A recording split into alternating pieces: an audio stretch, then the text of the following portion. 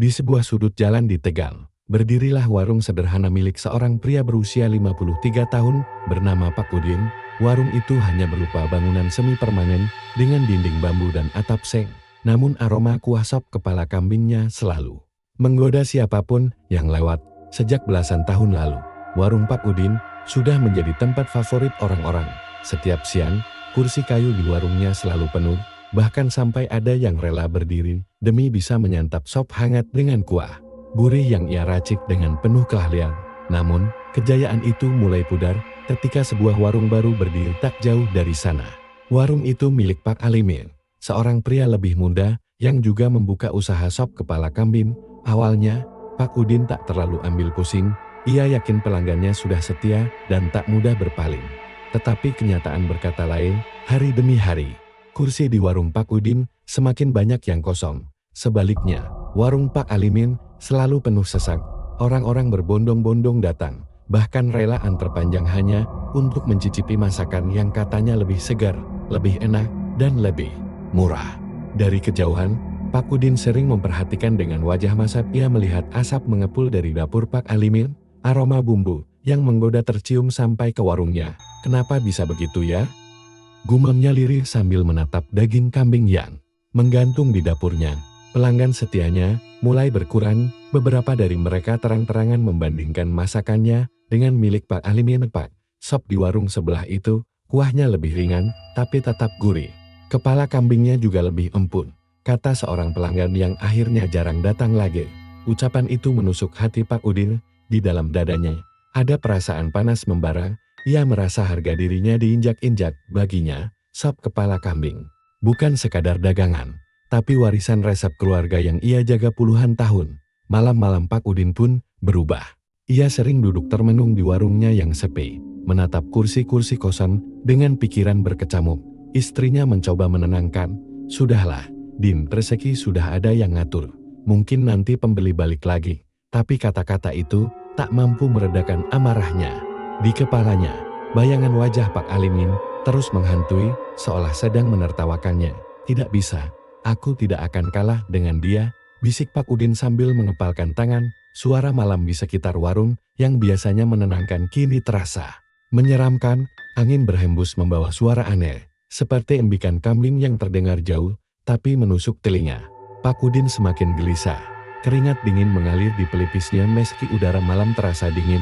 Sejak saat itu, perasaan iri dan dendam mulai tumbuh dalam hati Pak Udin. Ia bukan lagi hanya ingin bertahan, melainkan ingin mengalahkan pesaingnya dengan cara apapun. Hari-hari semakin berat bagi Pak Udin. Warungnya yang dulu penuh dengan canda tawa pelanggan kini sepi seperti kuburan. Hanya sesekali ada orang singgah. Itu pun tak lama setelah menyeruput. Keluar, mereka buru-buru pergi. Di sisi lain, warung Pak Alimin semakin ramai. Kursi tak pernah kosong. Bahkan ada pelanggan yang sampai rela makan sambil berdiri. Setiap kali melintas di depan warung Pak Alimin, dada Pak Udin terasa sesak. Dari kejauhan, ia mendengar suara pelanggan tertawa sambil menyeruput sop panas. Terdengar pula suara sendok beradu dengan mangkok yang berulang-ulang. Suara itu bagaikan tamparan keras di wajahnya. Kenapa bisa begini? Padahal aku sudah berjualan belasan tahun, apa resepku sudah tidak ada harganya lagi. Gumam Pak Udin dengan suara serak. Matanya memerah karena menahan amarah dan kecewa. Malam demi malam, ia hanya duduk termenung di depan warung yang kosong. Angin malam Tegal bertiup menusuk tulang, membawa aroma kambing dari dapurnya yang sudah dingin karena tidak lagi sering dipakai. Istrinya mencoba menenangkan. Sabar, Din, jangan terlalu dipikirkan. Kita masih bisa bertahan, rezeki Allah itu luas. Namun telinga Pak Udin seolah tuli. Kata-kata itu justru membuat dadanya makin terbakar. Dalam hatinya, ia mulai menyalahkan banyak hal, pelanggar, nasib, bahkan istrinya yang dianggap tidak mendukung ambisinya. Rasa putus asa itu semakin dalam ketika anak-anaknya mulai ikut merasakan dampaknya. Biaya sekolah menunggak, uang belanja makin tipis, bahkan beras di rumah tinggal setengah karung. Pak Udin tahu, jika ia terus begini, sebentar lagi warungnya akan gulung tikar. Suatu sore, ketika hujan turun deras dan petir menyambar, Pak Udin duduk sendirian di dalam warung. Ia menatap kosong daging kambing yang tergantung di gantungan besi. Tetesan hujan di atap seng menimbulkan suara monoton yang membuat pikirannya makin kacau. Dalam keheningan itu, terdengar suara lirih dari luar, seperti bisikan samar yang menyusup bersama angin malam. Kalau ingin menang, ada jalan lain, jalan yang cepat. Pak Udin terperanjat. Ia berdiri, menoleh ke kanan dan kiri, tapi tak ada siapa-siapa, hanya suara hujan dan angin yang makin kencang. Ia menggelengkan kepala, mencoba menepis perasaan aneh itu, namun bisikan itu terus muncul beberapa malam berikutnya. Kadang lewat mimpi, kadang ketika ia duduk sendirian di warung. Suara itu selalu sama, menawarkan jalan pintas untuk mengalahkan Pak Alimin. Pak Udin mulai gelisah, dalam pikirannya muncul tanda tanya. Apa maksud dari jalan pintas itu? Dan mengapa suara itu selalu datang padanya, seakan tahu isi hatinya yang sedang penuh dendam? Suatu malam, ketika ia tak sanggup lagi menahan perasaan putus asa, Pak Udin menggedor meja kayu di warungnya hingga bergema. Dengan suara parau ia berteriak, "Aku tidak peduli bagaimana caranya. Yang penting aku bisa mengalahkan Alimin dan membuat warungku ramai lagi." Seolah menjawab sumpah serapahnya, angin malam berhembus kencang, tirai warung berkibar liar, lampu gantung bergoyang, dan kembali terdengar suara itu. Kali ini lebih jelas, lebih dalam, lebih menyeramkan. Kalau kau benar-benar ingin menang, pergilah ke Kuningan. Di sana, ada yang bisa membantumu. Pak Udin terdiam kaku, dadanya berdetak kencang. Nama itu, Kuningan, terngiang di kepalanya seperti mantra. Ia belum pernah ke sana. Namun entah, mengapa kata itu terasa begitu dekat, begitu nyata, seakan memang sudah ditakdirkan untuknya. Malam itu, di tengah rasa putus asa yang menyesakkan dada, hati Pak Udin mulai tergoda. Jalan gelap itu perlahan menariknya masuk, meski ia belum tahu betapa mengerikannya akhir dari semua ini. Sejak malam hujan itu, hidup Pak Udin tidak lagi tenang. Nama Kuningan seolah terpatri di dalam kepalanya, saat makan, saat duduk sendirian, bahkan saat mencoba tidur.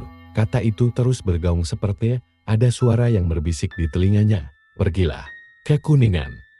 Di sana ada jalan cepat. Ada yang bisa membuatmu menang. Pak Udin tidak berani menceritakan hal ini kepada istrinya. Ia takut dianggap gila. Namun wajah muram, kantung mata yang menghitam, dan gelagatnya yang semakin aneh, membuat keluarganya curiga. Istrinya pernah bertanya, "Din, kamu kenapa? Akhir-akhir ini sering melamun. Kalau ada masalah, ceritakan saja." Pak Udin hanya menggeleng cepat, "Tidak ada apa-apa. Aku hanya capek." Tapi dalam hati, ia tahu, ada sesuatu yang menggodanya. Sesuatu yang semakin sulit ditolak. Pada suatu malam, ketika warung sudah tutup, Pak Udin berjalan sendirian menyusuri jalan kecil menuju rumah. Jalan itu sepi, hanya diterangi lampu jalan yang temaram. Angin berhembus, membawa aroma tanah basah, dan entah dari mana, ada bau amis seperti darah segar yang menusuk hidungnya. Tiba-tiba, dari arah tikungan, muncul seorang pria tua berjubah hitam. Wajahnya kurus, keriput, matanya cekung, namun berkilat tajam. Ia berjalan pelan dengan tongkat kayu. Suaranya lirih tapi jelas, "Udin." Pak Udin tertegun, dadanya berdegup kencang. Ia tidak pernah mengenal orang ini. Bagaimana mungkin orang asing tahu namanya? "Siapa sampean?" tanya Pak Udin dengan suara bergetar. Pria itu tersenyum tipis, tapi senyumnya terasa dingin. "Aku hanya utusan, aku mendengar bisikanmu.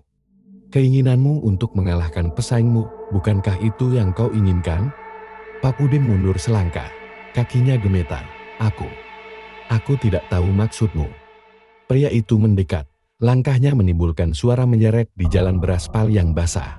"Kau tidak perlu berpura-pura. Aku tahu hatimu terbakar iri, kau ingin warungmu ramai kembali. Lebih ramai dari warung siapapun, dan kau sudah siap, bukan?" Pak Udin tercekat. Kata-kata itu tepat menyentuh isi hatinya yang terdalam. Ia merasa ketakutan sekaligus tergoda. "Apa yang harus aku lakukan?" tanyanya pelan, hampir seperti orang yang sedang tersihir.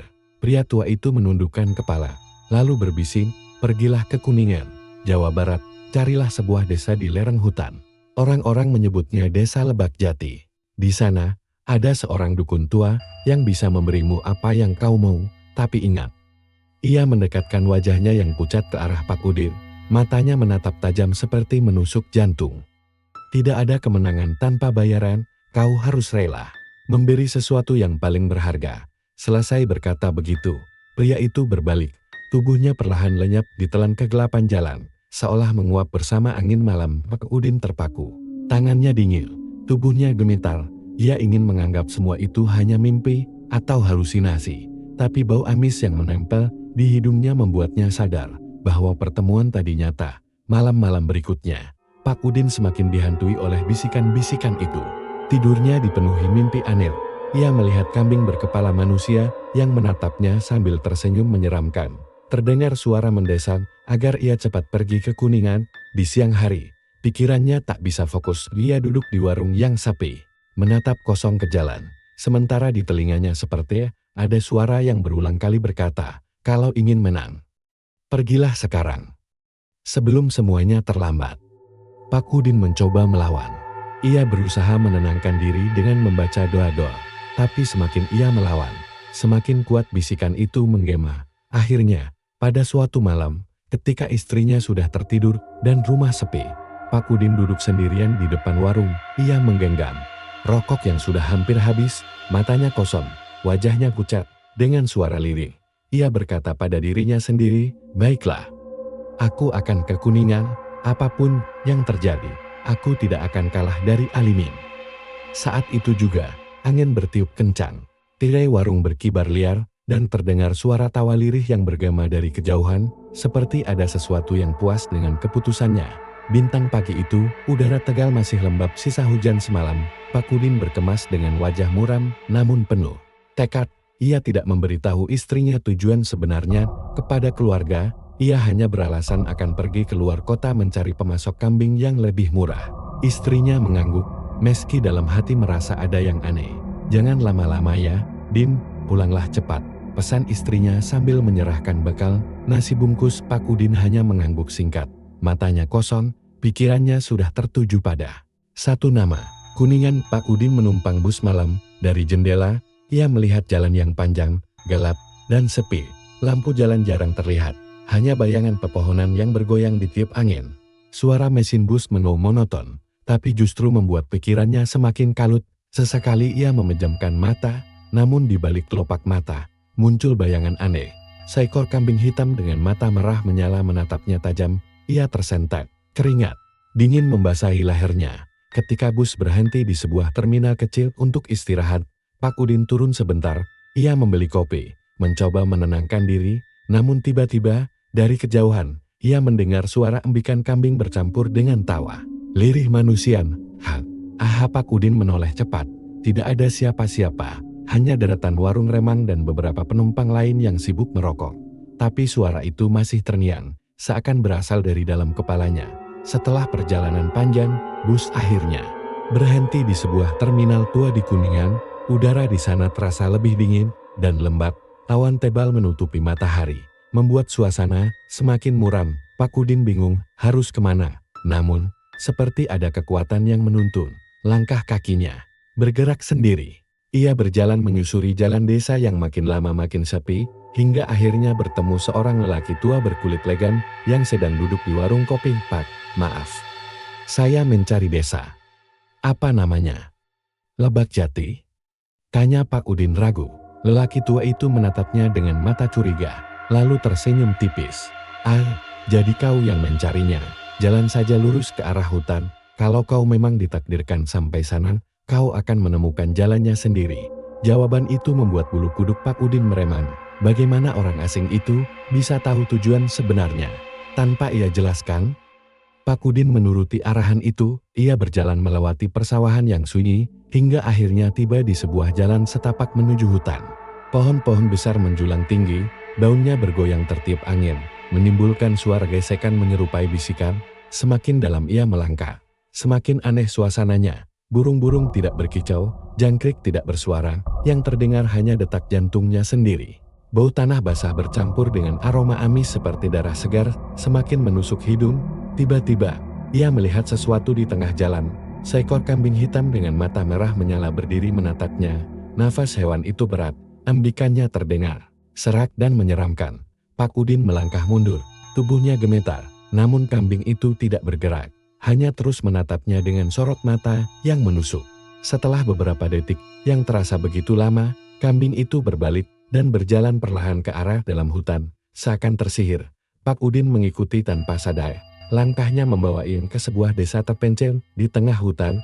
Rumah-rumah di sana tampak tua, berdinding kayu laput, atap rumbia yang sudah banyak bolong. Tidak ada suara kehidupan, jalan desa sepi. Bahkan tidak ada seorang pun yang terlihat.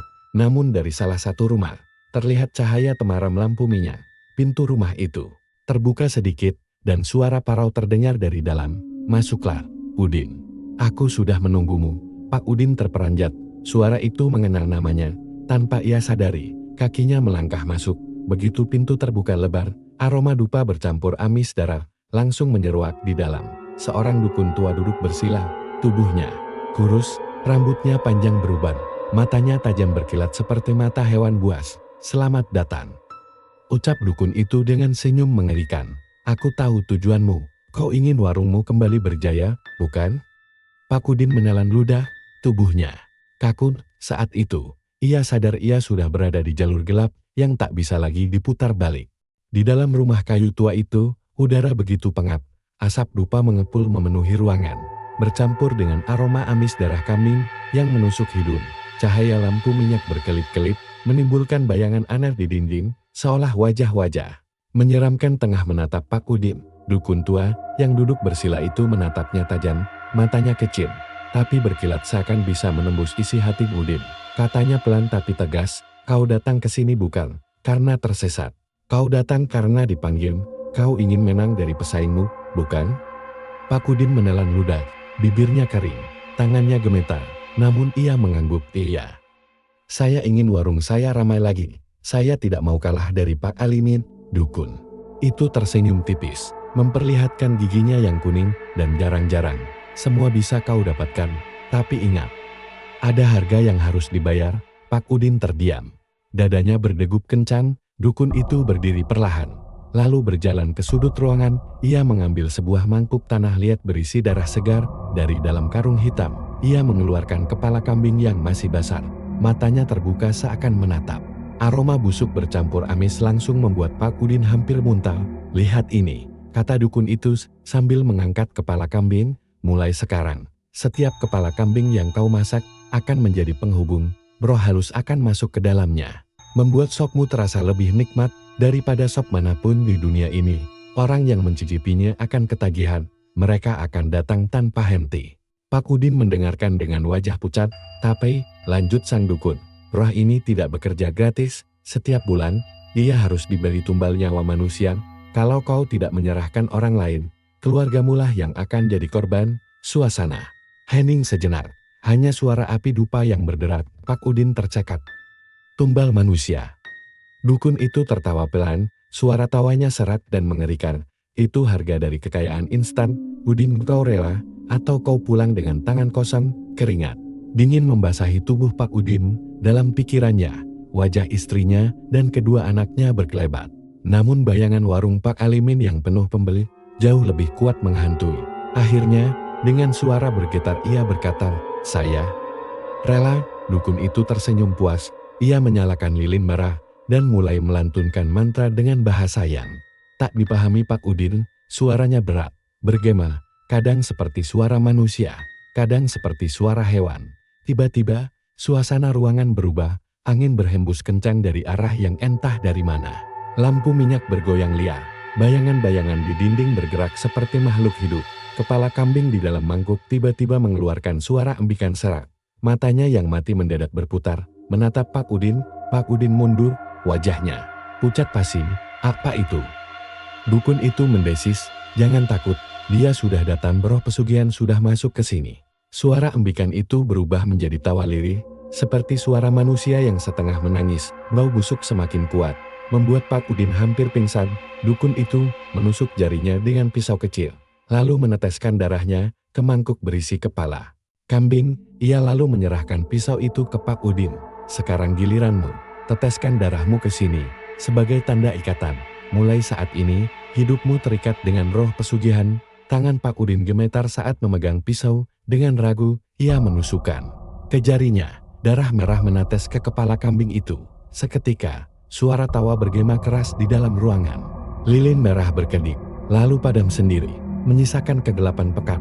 Dalam gelap, Suara dukun terdengar pelan, menyeramkan. Mulai sekarang, warungmu akan ramai.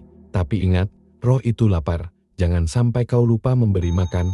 Kalau tidak, keluargamu yang akan dimakan. Pak Udin merasakan bulu kuduknya berdiri.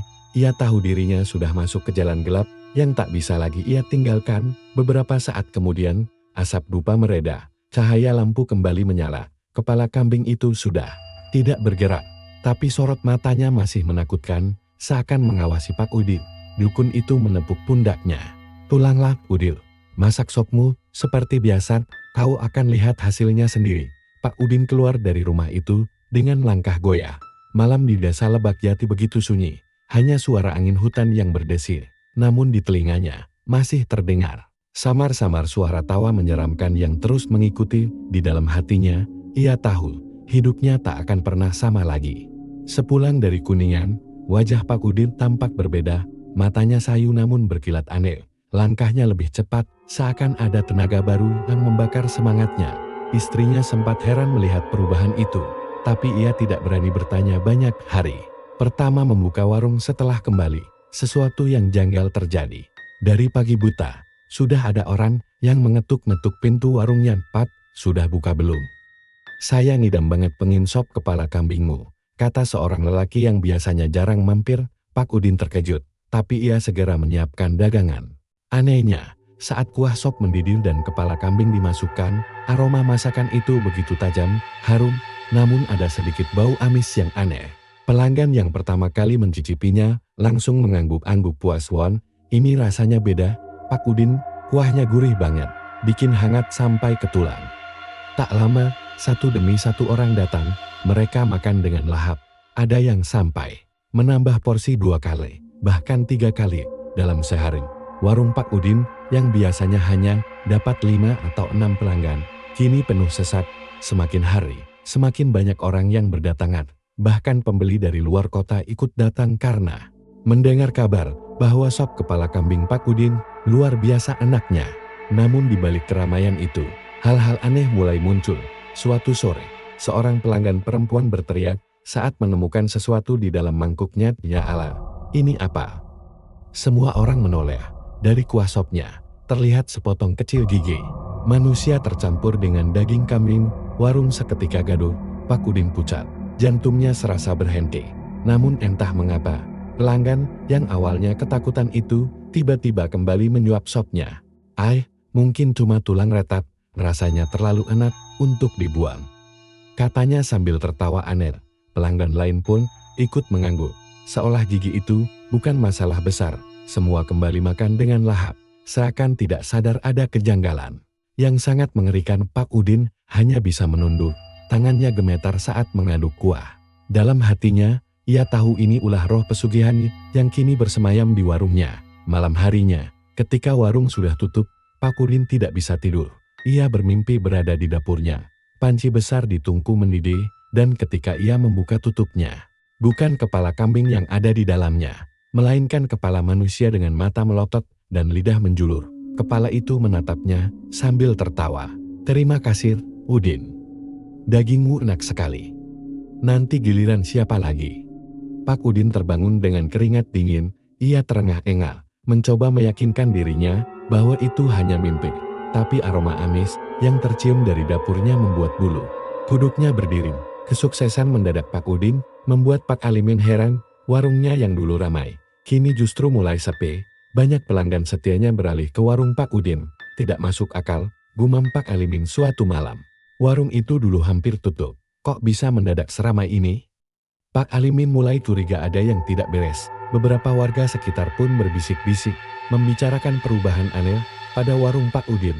Aku dengar, kuah sopnya kadang berbau aneh. Aku pernah lihat bayangan hitam duduk di kursi kosong, padahal tidak ada orang. Kabar-kabar itu semakin membuat suasana mencekam. Meski warungnya ramai, kehidupan Pak Udin tidak menjadi tenang. Ia sering mendengar suara embikan kambing.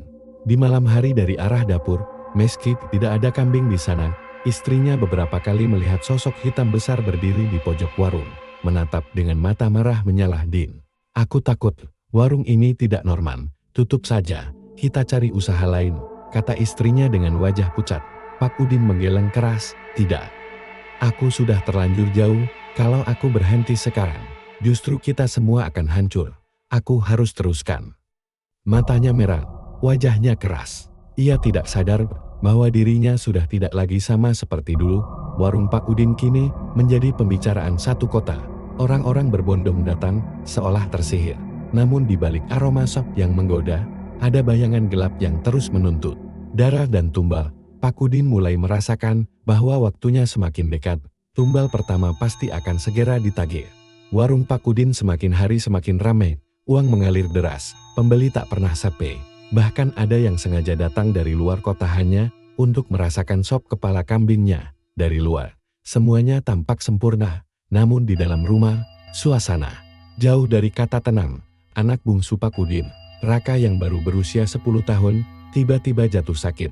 Awalnya hanya demam biasa, badannya panas. Tapi setelah diberi obat warung, suhu tubuhnya tidak turun juga.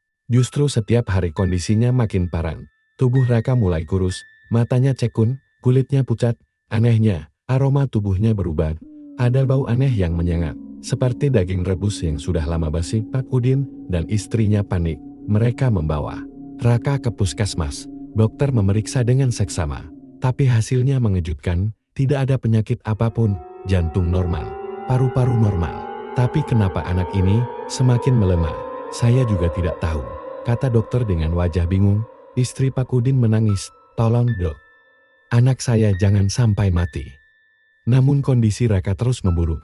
Tubuhnya panas seperti direbus, sementara kulitnya mengelupas perlahan. Di beberapa bagian, muncul luka lepul yang berisi cairan kuning. Malam itu, Pak Udin tertidur dengan gelisar. Dalam tidurnya, ia bermimpi berada di warung.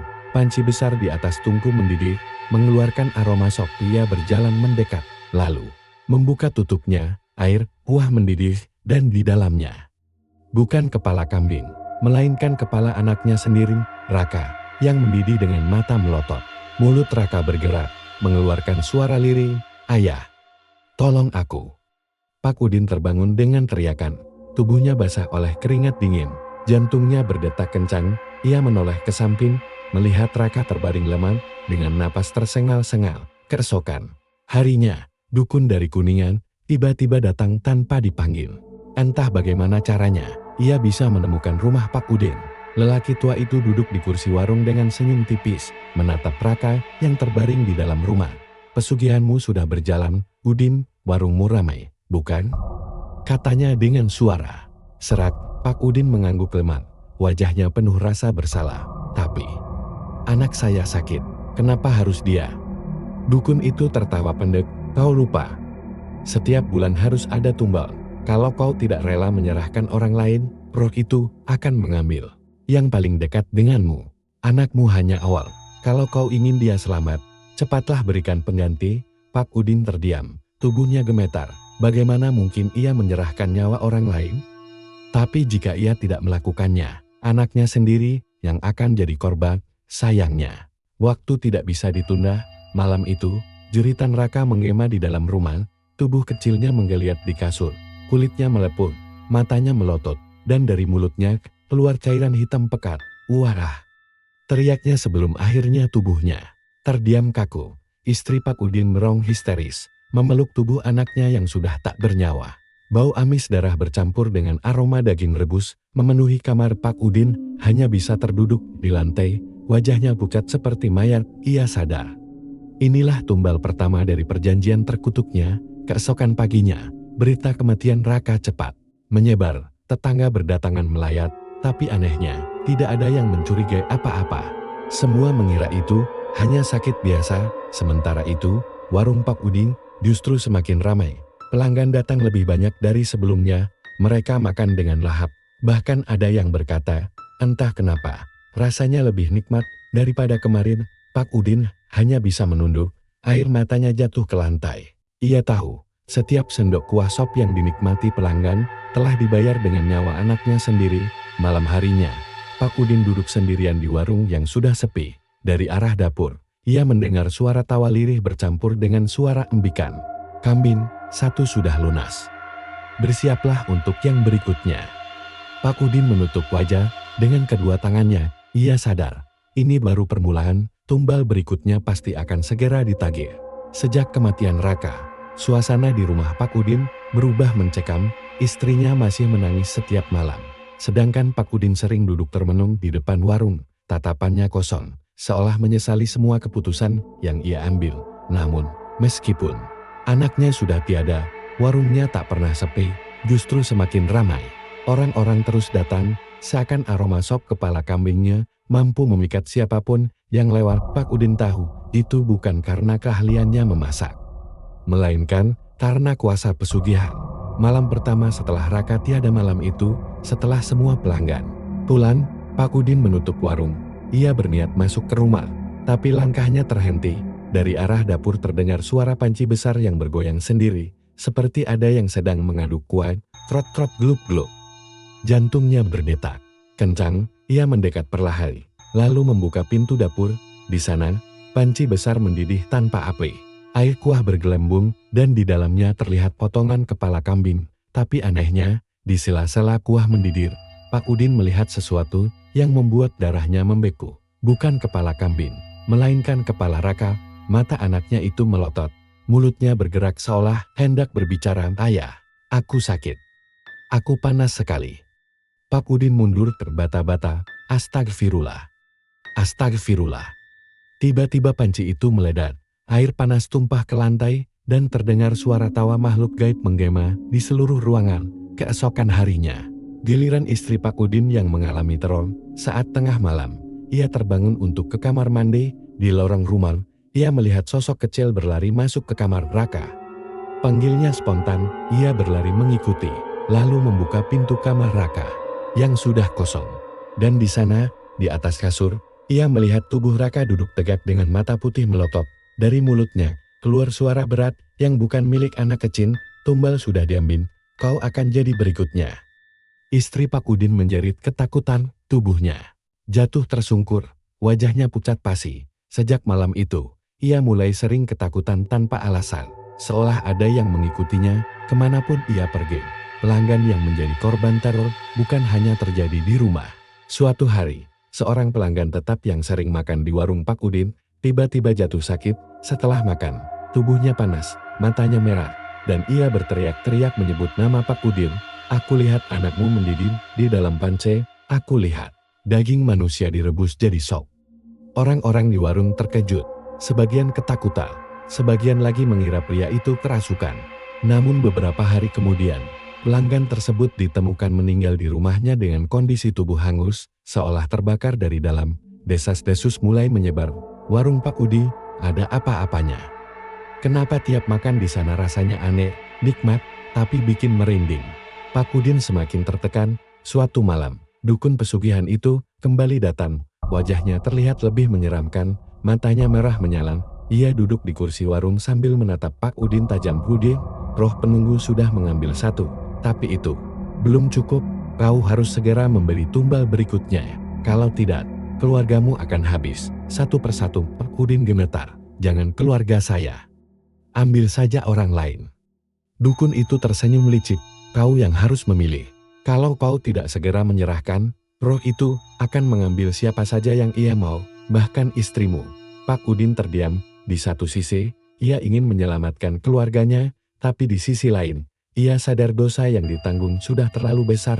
Malam berikutnya, teror mencapai puncaknya. Saat semua orang tidur, suara kambing mengembik terdengar dari halaman rumah. Bek, bek.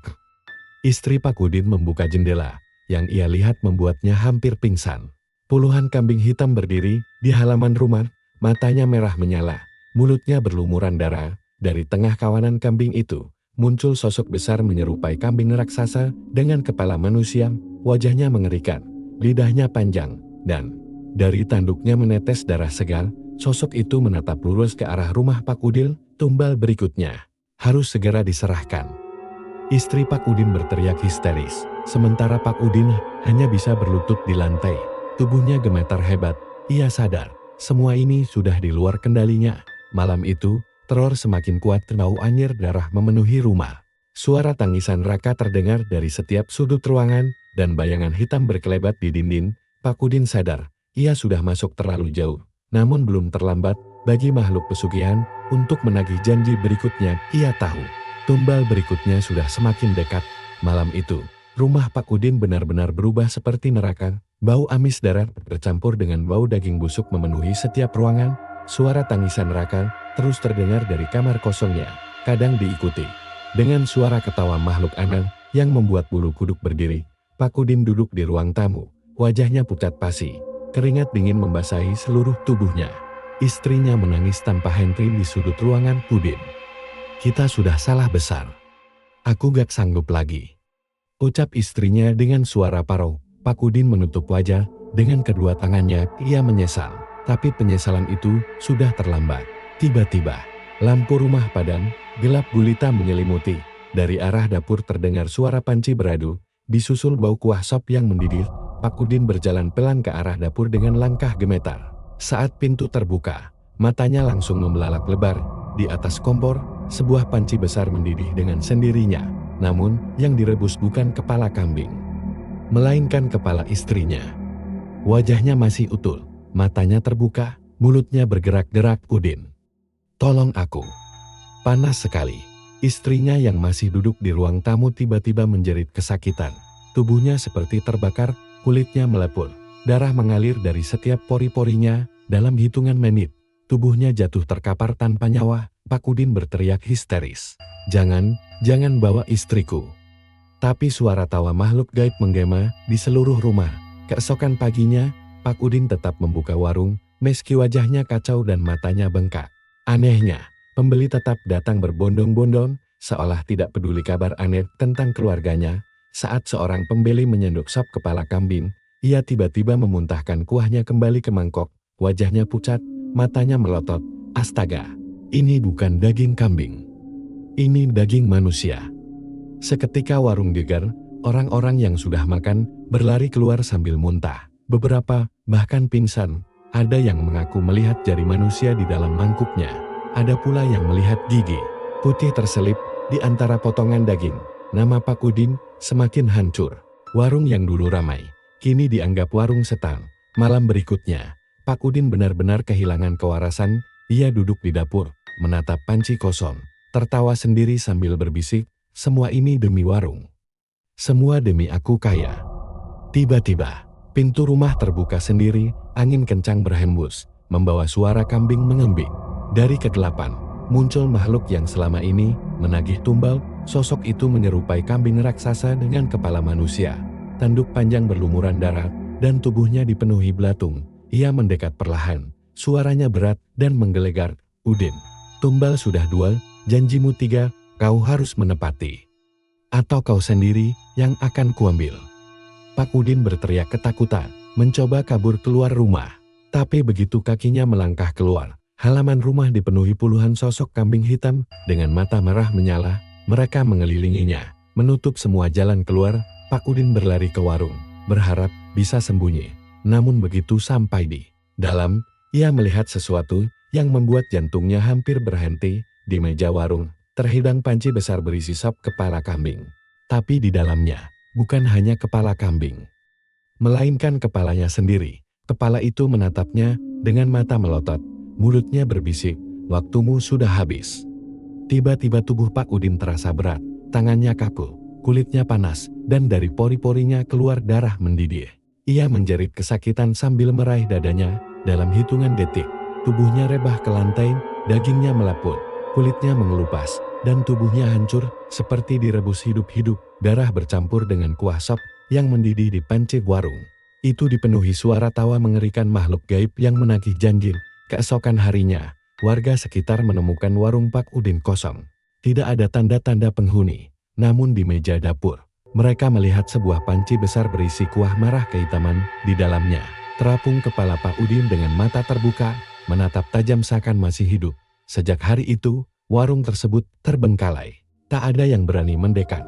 Orang-orang yang lewat mengaku sering mencium bau sop bercampur amis darah. Kadang terdengar suara kambing mengembik dari dalam. Nama Pak Udin pun menjadi legenda menyeramkan di Tegal. Kisahnya menjadi peringatan bahwa keserakahan dan jalan pintas pesugihan hanya berakhir dengan kematian yang mengenaskan.